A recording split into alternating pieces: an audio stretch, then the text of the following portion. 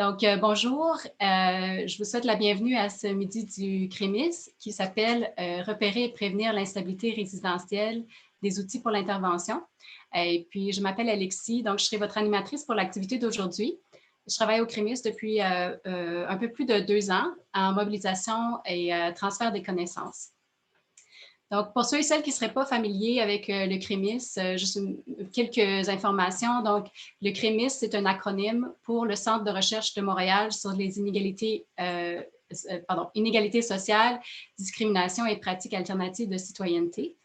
On est un centre de recherche qui regroupe à peu près 70 membres et qui est inscrit dans le CIUS du centre-sud de l'île de Montréal. Donc, c'est un centre de recherche en milieu de pratique.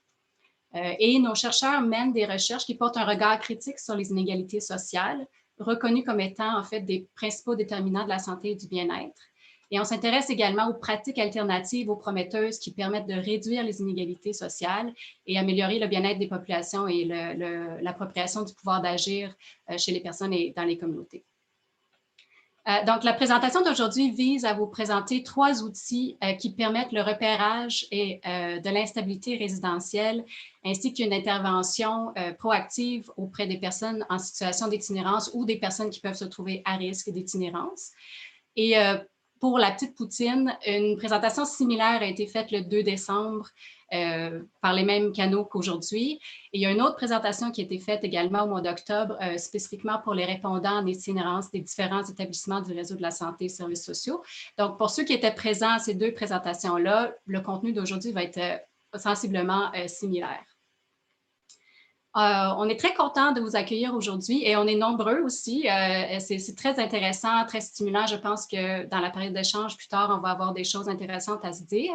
Et je voulais faire peut-être un petit tour de table très rapide de qui se trouve avec nous aujourd'hui. Et ça se peut que j'en oublie, donc je m'en excuse. Mais n'hésitez pas à utiliser le chat pour en fait vous présenter et dire un petit peu qui vous êtes, d'où vous venez. Alors, je voulais signaler qu'on est plusieurs personnes aujourd'hui de la région de Montréal, mais il y a des personnes aussi de la région de Montérégie, d'Outaouais, de Québec, d'Estrie et de la Côte-Nord également. On travaille dans plusieurs domaines. Il y a des personnes qui sont spécialistes en itinérance. Il y a beaucoup de personnes, en fait, en santé mentale et dépendance. Et notamment, je salue les collègues de l'Institut universitaire en santé mentale de Montréal. Je pense que vous êtes nombreux à vous joindre à nous aujourd'hui. Il y a des professionnels de la santé, donc des milieux de santé aussi, des milieux qui offrent des services en habitation et également des services correctionnels et de la justice. Et donc, on regroupe en fait un panel de plusieurs participants aujourd'hui. Il y a des personnes qui sont intervenants ou professionnels de la santé, un père aidant, des agents de liaison et de soutien clinique, des gestionnaires qui travaillent dans les CIS et les CIUS de la province du Québec. Il y a également plusieurs collègues des milieux communautaires qui sont là avec nous aujourd'hui, des intervenants, des coordonnateurs, des directeurs. Et puis, on a des représentants aussi d'instances gouvernementales, donc au niveau provincial et fédéral. On a aussi des collègues chercheurs et universitaires et des étudiants. Et je voudrais aussi saluer en fait des citoyens qui se joignent à nous aujourd'hui, des curieux, des citoyens qui ont décidé de se joindre à nous. Donc, c'est très intéressant. On est toujours content de vous voir. Et sans plus tarder, je cède la parole à Laurence Roy, notre première conférencière. Rebonjour tout le monde. J'ai essayé quelques trucs techniques. Alors, me faire signe si c'est mieux comme ça. Oui. Parfait. C'est évidemment toujours dans des moments comme ça où on a un petit moment de stress et de nervosité. Donc, je vous prie de m'excuser. On va essayer que ça tienne. Donc, faites-moi signe, n'hésitez pas à me faire signe si ça ne tient pas. Donc, on entend maintenant. Merci tout le monde de m'en faire part. Évidemment, c'est toujours un peu stressant, mais si on y arrive, c'est parfait. Donc, je reprends mes petites explications. Alors, je voulais dire merci à Alexis pour les présentations, vous souhaiter la bienvenue à tout le monde et dire à quel point ça me fait plaisir d'être ici. C'est vraiment des outils, des stratégies, tout un travail qui me tient vraiment beaucoup à cœur. Je voulais dire aussi à quel point c'est plaisant d'avoir des gens dont je reconnais le visage ou non pour avoir travaillé, discuté avec vous auparavant. Donc, voilà. On va commencer tout de suite avec la présentation. En fait, moi, je vais prendre 10 minutes pour mettre la table sur les outils et le guide de bonne pratique en itinérance expliquer d'où on vient, le contexte dans lequel ça s'inscrit. Rachel, c'est toi que je vois principalement, ça tient toujours au niveau du son. Super, excellent. Donc, je suis très contente. Alors, donc, je me présente, Laurence Roy, je suis professeure au département d'ergothérapie de l'Université McGill et chercheur ici au CREMIS, également à l'Institut universitaire en santé mentale Douglas. Donc, je mène des travaux de recherche depuis une dizaine d'années qui portent sur des questions d'itinérance et d'instabilité résidentielle. Et un de mes intérêts de recherche principaux, c'est vraiment les pratiques et la responsabilité des institutions de santé, donc différentes institutions de santé, entre autres les hôpitaux, en matière de logement et d'instabilité résidentielle. Donc, quelles sont les pratiques et quelles sont les responsabilités que prennent ces institutions-là? Et c'est en raison de ces intérêts, en raison de mes travaux dans ce domaine-là, qu'en 2019, il y a un peu plus d'un an maintenant, j'ai pris le relais de la direction scientifique du projet qu'on vous présente aujourd'hui, le relais de Roch Urtubise, qui assumait la direction scientifique depuis les débuts du projet jusqu'à sa retraite l'an dernier. Roch Urtubise, qui était au département de service social de l'Université de Sherbrooke et membre du CREMIS.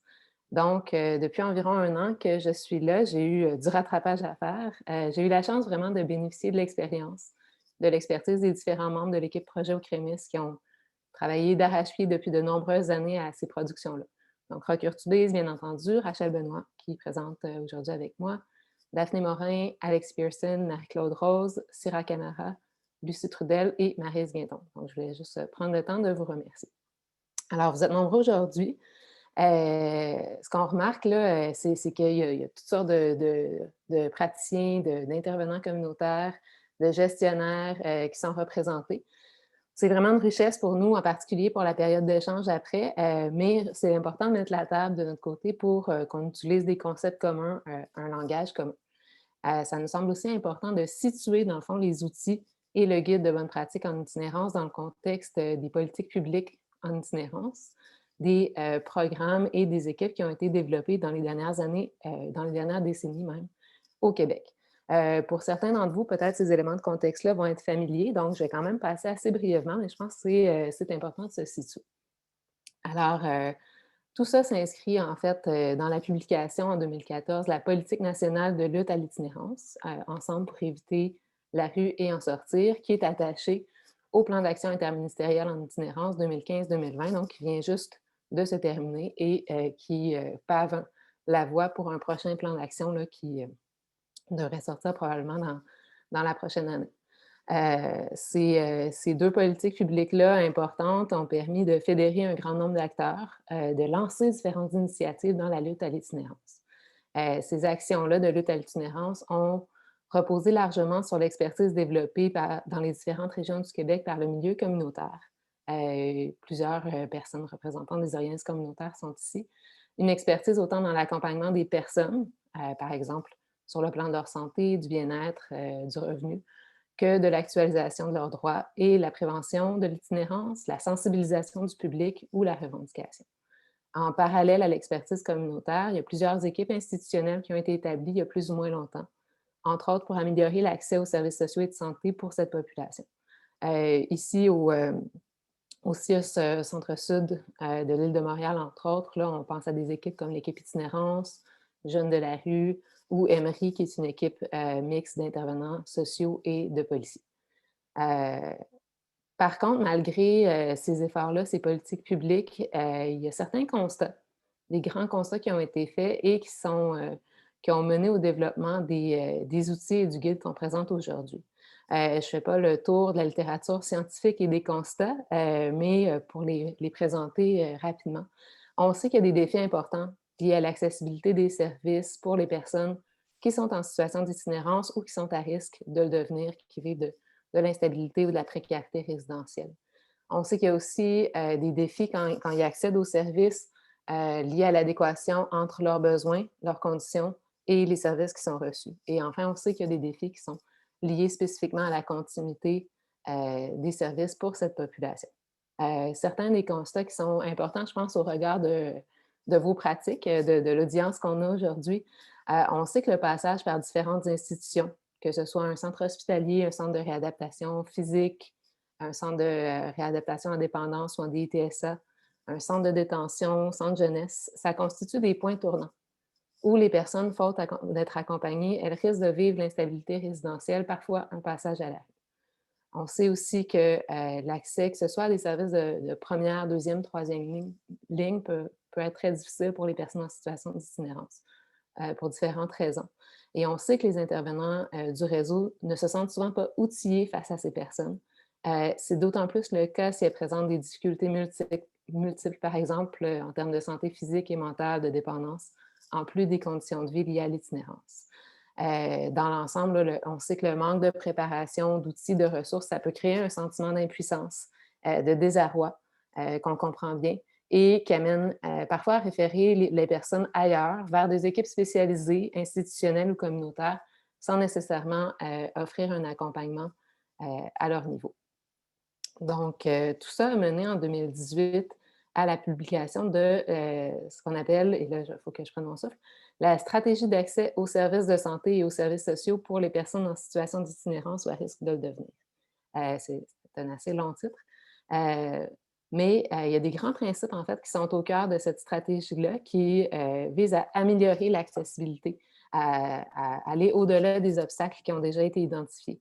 Et c'est des principes, je pense, qui sont des messages clés, en fait, qu'on aimerait qu'ils ressortent de la présentation aujourd'hui, puis je pense qu'ils vont être au cœur de chacune de nos présentations, Rachel, Frédéric et moi, où l'idée qu'on veut mobiliser, mettre de l'avant, c'est qu'en fait, tout le monde peut faire quelque chose à son niveau dans la lutte à l'itinérance.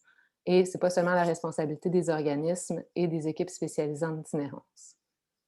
Ensuite, l'idée que développer le réflexe de poser des questions sur l'instabilité résidentielle, c'est crucial, c'est le premier pas vers une intervention qui se veut préventive et proactive en itinérance.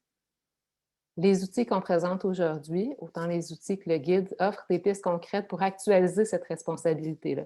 Donc, c'est une chose de dire que c'est une responsabilité collective, populationnelle, mais l'idée, c'est de se donner une prise, en fait, collectivement. Et finalement, l'idée qu'il n'y a pas de petits gestes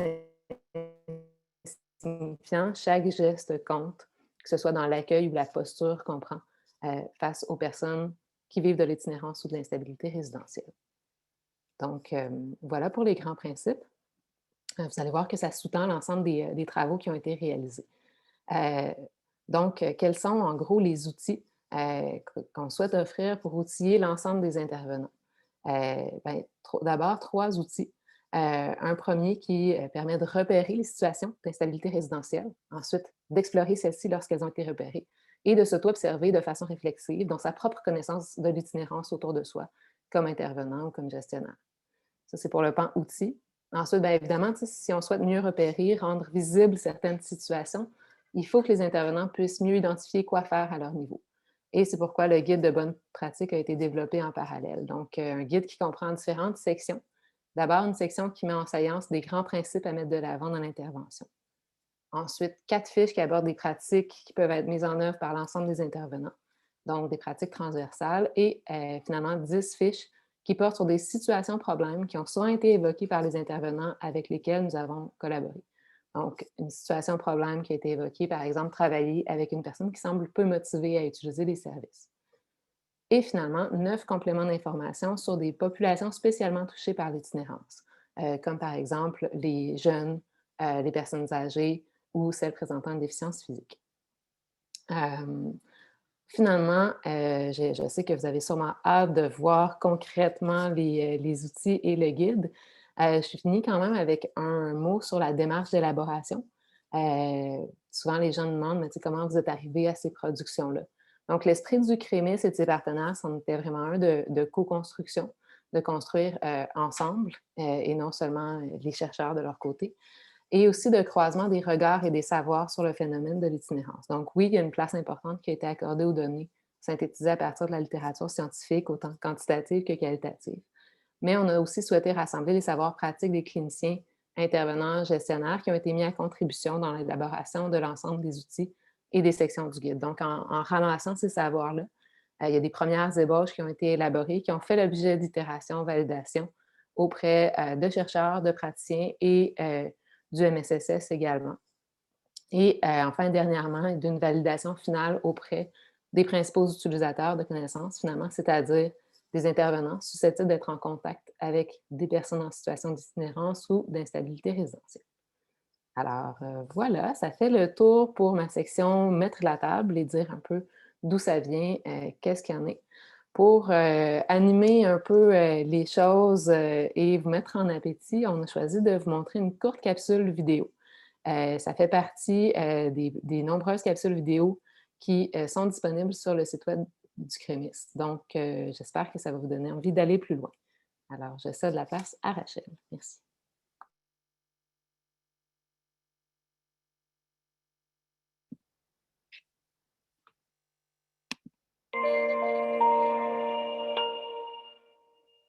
L'incommunicabilité entre les professionnels nous cause beaucoup de difficultés quand tu es dans la rue. Tu arrives à te raconter ton histoire, il est supposé te donner les bons formulaires, t'acheminer aux bons endroits, tu arrives là, on t'attend pas, on ne sait pas qui que tu es, on ne sait pas ce que tu viens faire là, on n'a pas entendu parler de toi, fait que tu repars à case zéro, ça n'a rien donné.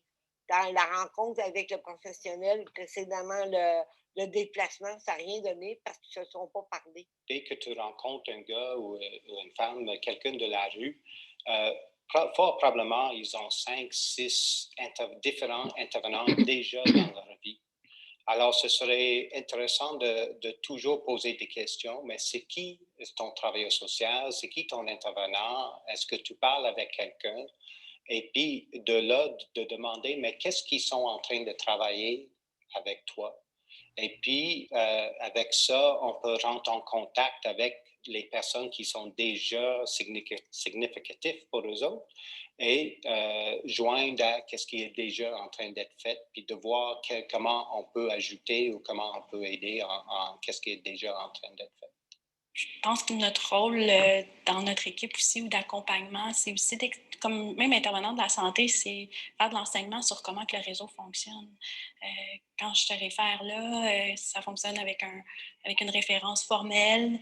Il y a un prochain rendez-vous, c'est aussi comme l'explication du processus de la référence. C'est pas juste envoyer un papier, c'est une responsabilité aussi d'accompagnement. La tentation est forte de vouloir répondre à tous les besoins parce que la personne qui arrive, et souvent, elle nous remet l'impression qu'on est le dernier filet de sécurité autour de cette personne-là. Puis elle nous remet un peu son impuissance entre les mains. Puis la tentation est grande de vouloir répondre à tous les besoins de la personne, mais c'est impossible qu'on peut, dans une rencontre d'une heure, 1h30, régler 15 ans d'itinérance ou 15 ans de problématiques accumulées ou de troubles concomitants. L'important, c'est de pouvoir avoir une conversation autour de ce qui est important pour la personne, puis d'orienter en fonction de ce que la personne veut. Puis parfois, il y a un écart entre ce que la personne veut puis entre ce que nous, on voudrait qui serait le mieux pour la personne. Donc, ça va être comme une forme de négociation pour essayer de trouver une cible commune à l'intervention, en fait, pour que ça fasse le plus de sens possible pour la personne.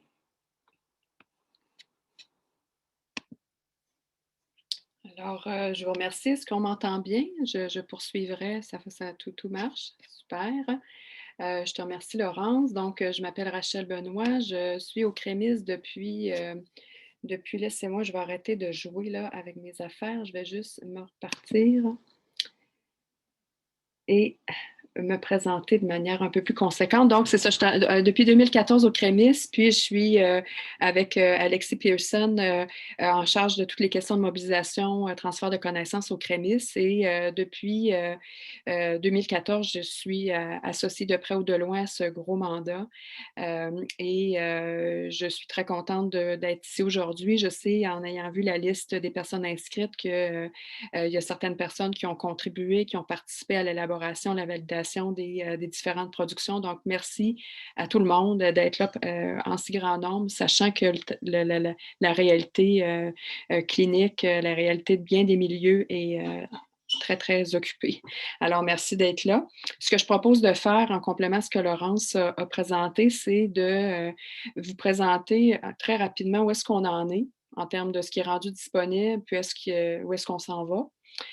Puis après, vraiment basculer vers le site web du CREMIS, puis faire une visite guidée des différents outils, aller dans les 2 dossiers web dont il est question. Et ça va nous mener jusqu'à 13 heures, en fait, 13 heures moins 10. Et je vais laisser la parole à Frédéric, en fait, là, qui a été un grand contributeur là, à plusieurs moments de ce vaste chantier, qui pourra nous parler un petit peu de sa propre expérience et le sens qu'il a donné à sa collaboration. Donc, où est-ce qu'on en est? Et ce qui est rendu disponible. En fait, depuis quelques jours, peut-être que même certains d'entre vous ont eu la chance d'y aller, sur le site du CREMIS et en ligne. Il y a 3 outils, les 3 outils dont Laurence a parlé, donc l'instrument de repérage d'identification des situations résidentielles instables et à risque, qu'on appelle communément l'IRIS, est en ligne. L'outil d'aide à l'exploration de l'instabilité résidentielle et la grille d'auto-évaluation pour l'observation dans les milieux. Il y a une formation en ligne d'environ 1 heure qui va aussi être rendue disponible très prochainement et qui permet, dans le fond, de favoriser l'utilisation de l'IRIS. Et il y a différentes sections du guide des bonnes pratiques qui sont en ligne, c'est-à-dire les 14 capsules vidéo présentant la perspective de différents acteurs. Vous venez d'en voir une. Il y a 10 principes clés qui se trouvent à être finalement le socle sur lequel s'appuient les pratiques répertoriées dans le guide des bonnes pratiques. Et il y a aussi 4 fiches portant sur les pratiques de base à adopter. Elles sont nommées, donc ça veut dire une pratique qui porte sur accueillir, une autre sur comment est-ce qu'on répond aux besoins, donner des soins de santé et finalement accompagner. Donc, ce contenu est déjà en ligne et dans les prochains mois, ce qui est attendu, ce sont ces différents contenus. Donc, 10 fiches situations défis rencontrées dans l'intervention. Il y a quelques exemples mentionnés, le ventilé dans la présentation, ainsi que 9 compléments d'informations sur certaines populations. Laurence en a parlé. L'idée, ce n'était pas d'essentialiser certaines populations, c'était vraiment plutôt d'offrir en quelques pages dans le fond, des informations pour orienter encore là les praticiens à savoir ben, qu'est-ce qui est de récurrent, c'est quoi les grands thèmes, les grands besoins, les réalités vécues par exemple, les personnes âgées en situation d'itinérance ou à risque de l'être, par exemple. Et finalement, il y a aussi une formation en ligne sur le guide qui va être produite et rendue accessible aux gens du réseau, mais aussi à tous les partenaires extérieurs. Donc, les gens qui travaillent en milieu communautaire, mais aussi aux autres partenaires d'autres ministères. Il sera aussi possible de visionner ces formations-là. C'est une grande victoire pour nous. On est bien contents de pouvoir l'avoir pensé aussi largement. Donc, j'y vais rapidement parce que je trouve que ça va être encore plus clair qu'on va rentrer dans les dossiers web du CREMIS. Quelques mots, j'aimerais, avant là, de plonger dans les dossiers web, ramener à nos discussions en 2014-2015, quand ce mandat est arrivé au CREMIS. Ce qui a été décidé assez rapidement au niveau de l'orientation pour attaquer ou appréhender le contenu, c'était d'y aller avec ce qui coince dans l'intervention, ce qui pose problème. Donc, les fiches, la formation est beaucoup au niveau de mettre en saillance ce qui pose problème, puis essayer de proposer des façons de dénouer ces situations. Donc, la question, l'angle pratico-pratique ou orienté vers ce qui pose problème de manière récurrente, c'est une orientation importante de toute la production. Deuxième point, c'est compte tenu de la problématique ou du phénomène de l'itinérance, dans le fond, qui fait écho à une diversité de réalités ou de besoins, on trouvait que ce n'était pas possible de créer un guide ou des productions linéaires qu'on ouvrirait en premier chapitre, deuxième chapitre, troisième chapitre. Au contraire, on s'est dit qu'il faut vraiment éclater cette notion d'un guide au sens propre du terme ou de l'idée d'un livre à lire. Au contraire, on s'est dit qu'il faut vraiment le penser de manière circulaire où il y aurait différentes portes d'entrée pour rentrer dans les différents contenus. Donc, ça nous a amené à assez rapidement en arriver à la question de la diffusion ou du format. Donc, rapidement, on s'est dit, ça va être, on ne sera pas dans un guide boudiné, on ne sera pas dans un guide imprimé, on va être dans du numérique, on va être dans des fiches qui peuvent être consultables, mais aussi des vidéos, finalement, une utilisation assez prononcée du matériel audiovisuel pour piquer la curiosité, puis dynamiser à la fois la réflexivité d'un intervenant, mais peut-être même stimuler des rencontres d'équipe au sein de différents milieux. Donc, c'est ce que je dirais avant de rentrer plus spécifiquement dans le site du CREMIS. Donc, pour ceux et celles qui veulent, là, je vais reprendre le cheminement du début. Donc, pour aller sur le site du CREMIS, on fait www.cremis.ca. Ce qui nous mène à cette page d'accueil. Et on a dans l'onglet supérieur gauche, on a l'onglet menu et on peut aller dans la publication, dans la rubrique publication, on a une sous-rubrique intitulée dossier. Donc, on clique sur dossier. Ça nous mène à cette page. Les dossiers thématiques, c'est une façon au CREMIS d'explorer autrement les travaux de nos membres. Donc, on a une diversité de dossiers. Ce qui nous intéresse aujourd'hui, c'est le dossier outils pour repérer et prévenir l'instabilité résidentielle, ainsi que le dossier guide des bonnes pratiques en itinérance. Donc, si je rentre dans le premier, on a travaillé, Alexis et moi, avec Laurence, à développer ces dossiers, donc en présentant de manière assez légère à qui s'adressent ces outils. Donc, à tous les intervenants susceptibles d'entrer en contact avec une personne ou une personne en situation ou à risque d'itinérance. Évidemment, ça interpelle un très large public, à la fois de travailleuses sociales, infirmières, ergothérapeutes, médecins, intervenants des ressources communautaires, etc. Donc, on est vraiment devant un public ou un auditoire qui est transprofession, là, si je peux le dire comme ça, avec une diversité d'expertise. Et ce qu'on souligne ici, c'est que bien que ces outils puissent nourrir la pratique de plusieurs intervenants, ces outils n'ont pas été destinés aux acteurs et actrices travaillant dans des équipes spécialisées en itinérance. Et ça fait quoi ce que Laurence disait? En fait, il y a plusieurs constats qui laissent croire qu'il y a des lacunes, qu'il y a des rendez-vous manqués, plus spécifiquement dans les services généraux, les services plus génériques, et non pas dans donc la nécessité d'outiller plus spécifiquement les équipes qui ne sont pas des équipes dédiées en itinérance. Cela dit, évidemment que si les intervenants de différents milieux, équipes spécialisées en itinérance veulent y jeter un coup d'œil et peuvent y voir une occasion de perfectionnement professionnel, bien, on en sera très heureuse, mais dans la manière d'élaborer ces outils-là, on voulait vraiment prendre et rendre honneur à toutes ces équipes qui ont déjà une expertise qui fait écho évident à plusieurs des pratiques qui sont mises en relief dans nos différents outils et dans le guide.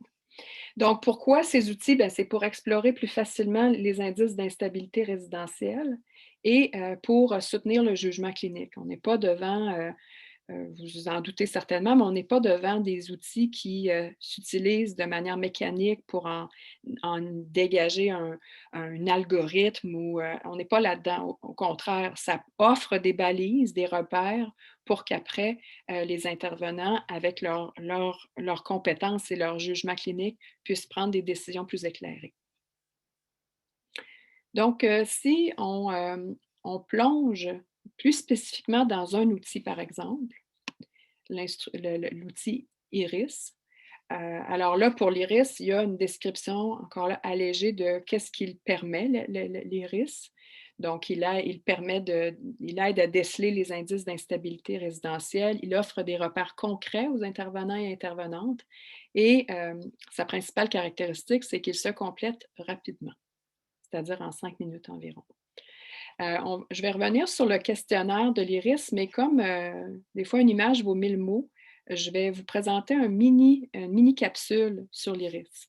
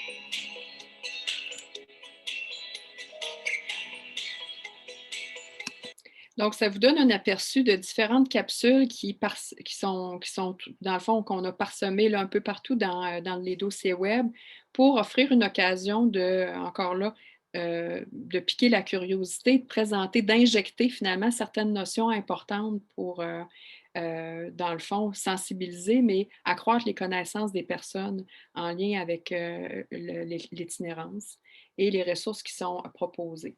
Donc, si rapidement je regarde, je vous montre le questionnaire qu'on peut télécharger.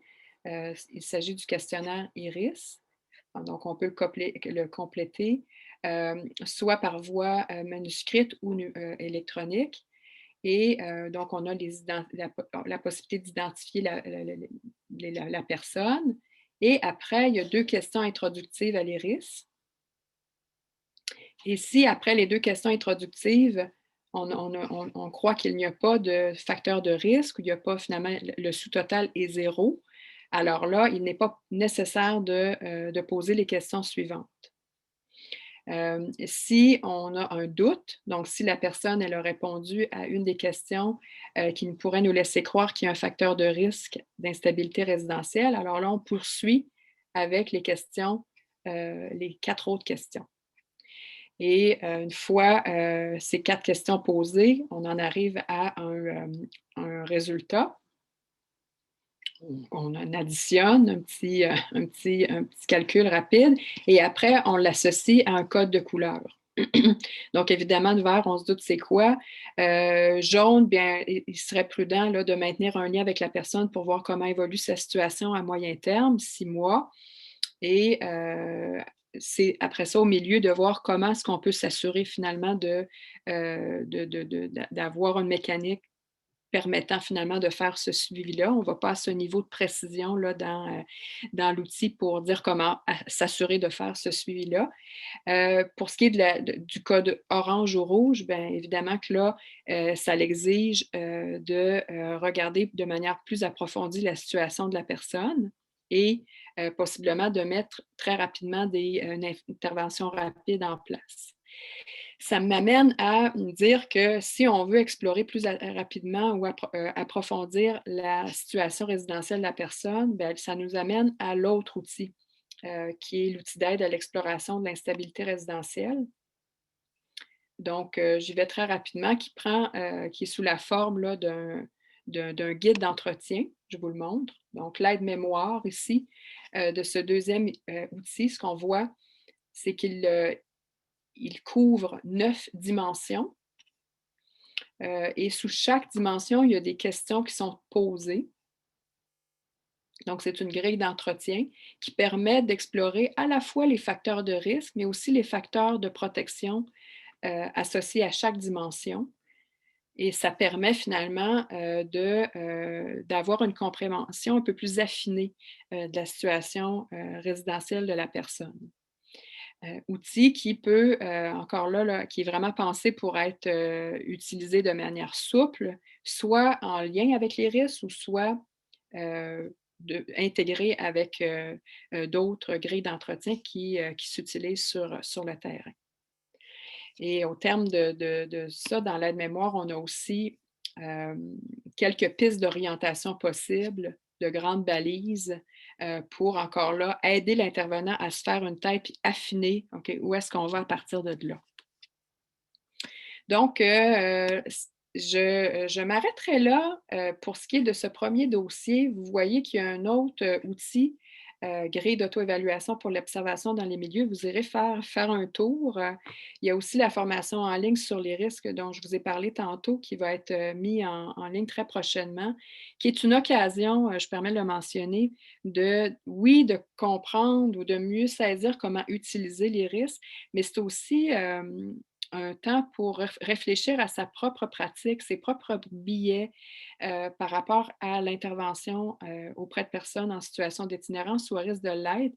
Puis, ce qu'on a tenté d'illustrer, puisque j'y ai travaillé de manière plus étroite là, à l'élaboration de cette formation, c'est de montrer à quel point, malgré la bonne volonté et la bienveillance de plusieurs intervenants, on peut facilement, dans des rencontres avec des personnes, laisser sous silence la question de l'instabilité résidentielle dans l'intervention.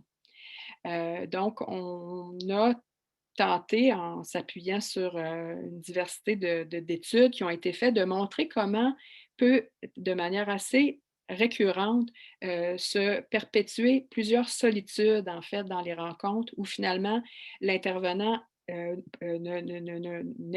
n'explicite pas la possible instabilité résidentielle chez la personne et la personne, par peur de stigmate, par peur de se faire juger, ben, ne le dit pas, par exemple. Donc, vous irez faire un tour sur cette formation-là aussi quand elle sera rendue en ligne. Là, ça ne devrait pas tarder.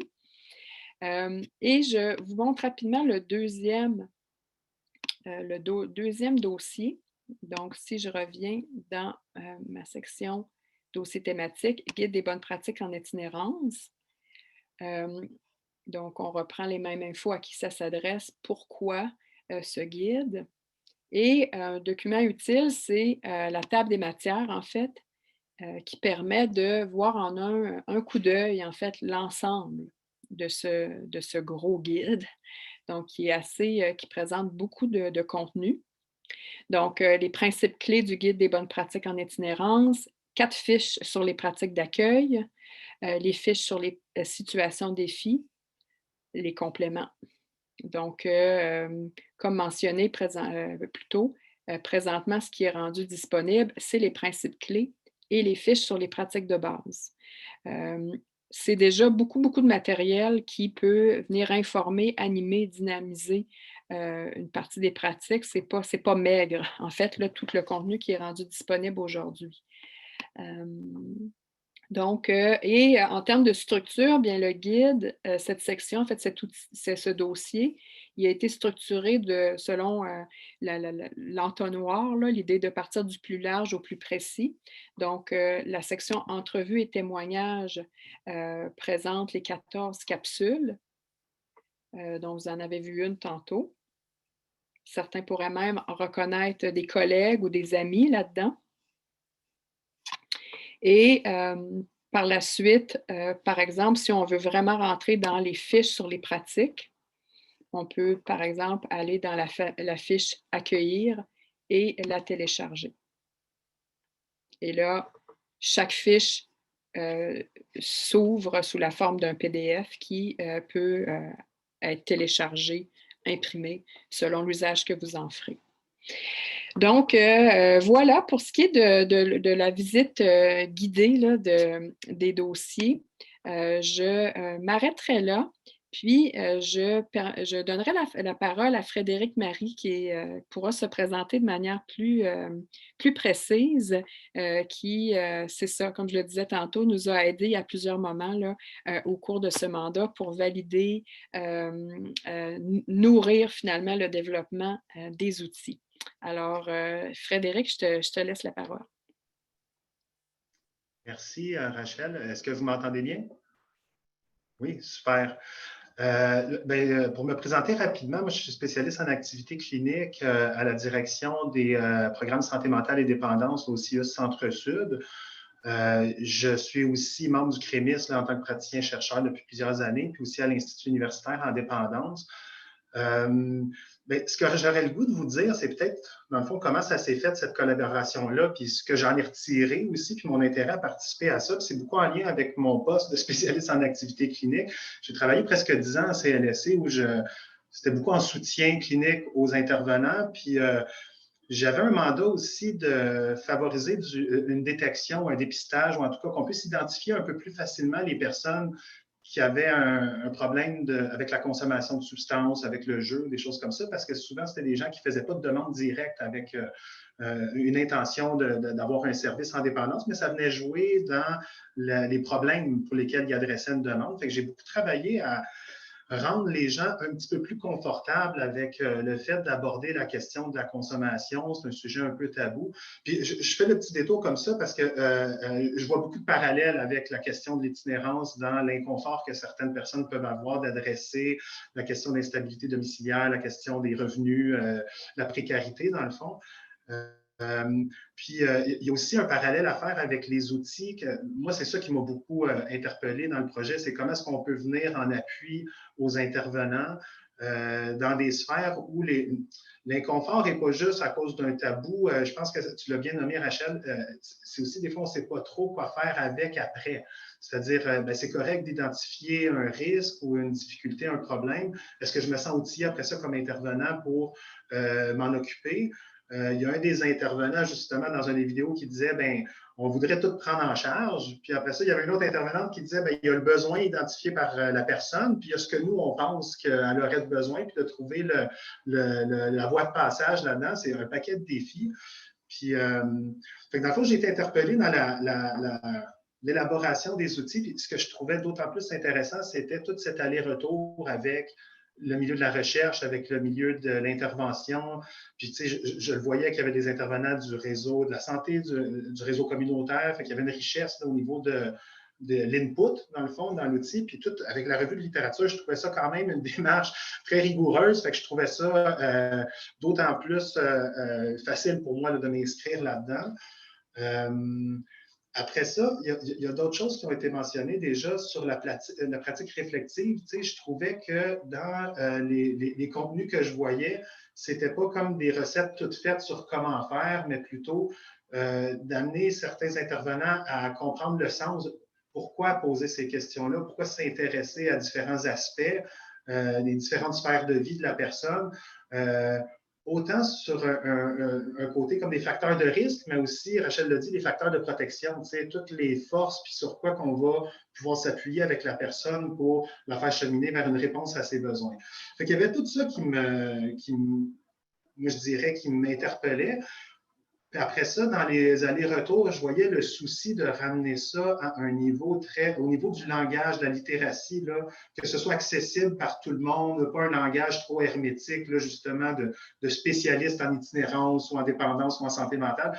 Le fait de voir l'évolution aussi des documents, ça me permettait aussi de me rendre compte que c'était vraiment collé sur le plancher des vaches, là. Puis aussi, le fait que ça ne s'adressait pas à des personnes spécialisées, puis c'est là où ça me rejoint. Moi, j'ai beaucoup travaillé, autant avec du monde du milieu communautaire que dans les CLSC ou dans d'autres services de santé, avec des non-spécialistes en dépendance, mais comment aller chercher de l'information qui va être utile pour pouvoir jouer un rôle qui est le nôtre dans l'intervention. Puis je vais reprendre un peu les mots de Laurence. C'est, dans le fond, tout le monde peut faire quelque chose, puis d'avoir une prise sur certains éléments de protection de quelqu'un, moi, je me dis, si un intervenant se pose des questions sur comment agir, comment bien intervenir, c'est parce que déjà, il y a une prise, il y a quelqu'un devant lui. Moi, je me dis, quand on réussit à avoir un contact avec quelqu'un, c'est qu'on a une prise. Après ça, il y a des interventions qu'on peut faire qui nous éloignent de notre profit, puis il y en a qui vont nous rapprocher.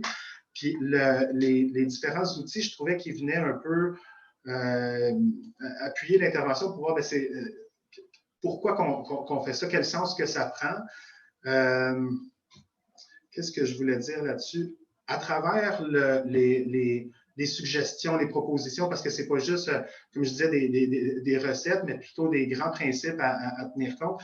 Il y a une question de posture, puis vous allez le voir si vous parcourez les différents documents. Ce n'est pas juste des interventions qui sont prescrites, c'est vraiment comment avoir une posture, puis je dirais, ça travaille indirectement le savoir-être. Ce n'est pas juste des pratiques, mais c'est comment est-ce qu'on accueille les gens, comment est-ce qu'on respecte le rythme, comment on est attentif à certains aspects, puis comment il faut être curieux par rapport à d'autres. Fait qu'il y a quelque chose vraiment au niveau de la posture de l'intervenant. Après ça,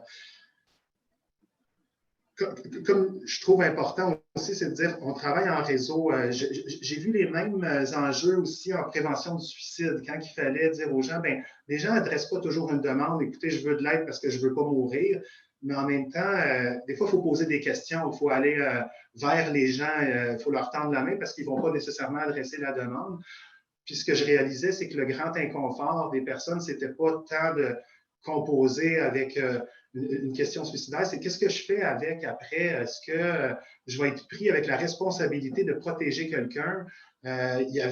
Puis dans le fond, la réponse était, s'il il a vraiment peur, il va m'en parler lui-même. Fait que comment aller au-devant en se disant, je ne suis pas tout seul là-dedans, je ne prendrai pas tout en charge. Est-ce que je connais les centres de crise? Est-ce que je connais les autres intervenants des équipes santé mentale? Fait qu'il y a une question de se placer en réseau, puis d'être capable de faire le compte. La personne qui est dans la vidéo, la première intervenante qui a survécu à la rue, puis qui disait, ben, il faut que les gens se parlent, sinon je me sens, et qu'il faut que je répète encore. Fait, ça permet une collecte d'informations de manière, je dirais, très humaine et au rythme de la personne. Puis aussi, ce qui a été nommé, qui résonnait beaucoup chez moi, c'était, ben, comment est-ce qu'on peut avoir comme un cadre d'entretien où c'est quoi mes repères, sans dire, ben, c'est comme ça qu'on fait une entrevue pour évaluer le risque de tomber dans une précarité ou les besoins au niveau de la stabilité domiciliaire. C'était vraiment comme, je l'ai vu aussi en dépendance, bon, ben, c'est quoi qu'on veut savoir et je ne veux pas nécessairement avoir une entrevue structurée avec un outil qui va faire que je vais poser des questions une après l'autre, mais dans le fond, c'est quoi les points importants qu'il faut que j'aborde, comment les aborder et puis qu'est-ce que je fais avec après. J'ai l'impression de me répéter, fait que je vais arrêter là, mais c'est ça, je suis flabbergasté par la qualité des moi, je n'avais pas vu tout le produit fini, puis quand je vois sur le site Internet, puis je vois la forme que ça a pris, non pas juste sur le contenu, mais je suis agréablement surpris de voir, oui, la souplesse qui a été nommée, mais la facture, là, le produit fini est vraiment accessible pour un paquet de monde, là. Fait que c'est ça. Je suis bien content de voir que ça aboutit. Ça fait juste quelques jours qu'il est disponible en ligne. C'est pour vous dire, c'était un long travail de moine, mais que finalement, il aboutit. Puis l'accessibilité de ces outils-là, dans le fond, là, est vraiment favorable au-delà de tout ce qu'elle contient.